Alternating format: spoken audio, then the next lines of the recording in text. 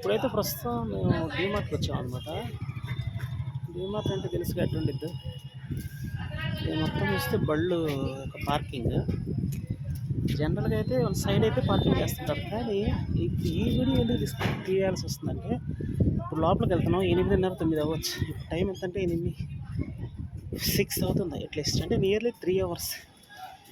మనం తిరుపతి వెళ్తాం కదా, తిరుపతి వెళ్ళినప్పుడు అక్కడ అట్లీస్ట్ 300 రూపాయల టికెట్లకి అట్లీస్ట్ వచ్చేసి 2 అవర్స్ పడుతుంది. బట్ ఇక్కడ కూడా అంతకు మించి ఎక్కువ టైం పడుతుంది అనమాట. జనరల్గా ఒక షాపింగ్ చేసి ఇక్కడ పార్కింగ్ చేస్తే మీకు ఇప్పటికీ అర్థమైపోయి ఉంటుంది. ఇదన్నమాట పరిస్థితి. ఈరోజు జనరల్గా సండే కదా, కాబట్టి హెవీ క్రౌడింగ్ ఉంటుంది అనమాట.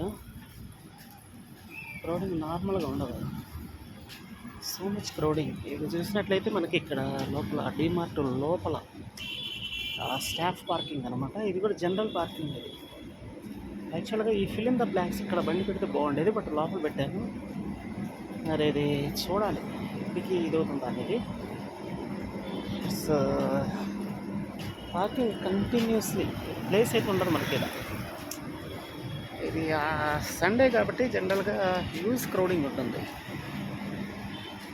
క్రౌడింగ్ మనం మాటలో చెప్పలేం కదా, అంత హెవీ క్రౌడింగ్ ఉంటుంది.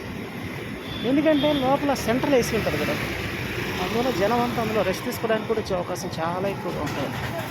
కొనటానికే కాదు, రెస్ట్ తీసుకోవడానికి కూడా. అంటే మన థియేటర్కి వెళ్ళామనుకో, థియేటర్లో సినిమా చూడటానికి వెళ్ళరు, నిద్రపోవడానికి చాలామంది వెళ్తారు. సో ఇది కూడా అంతే. So try to understand this critical situation. Okay.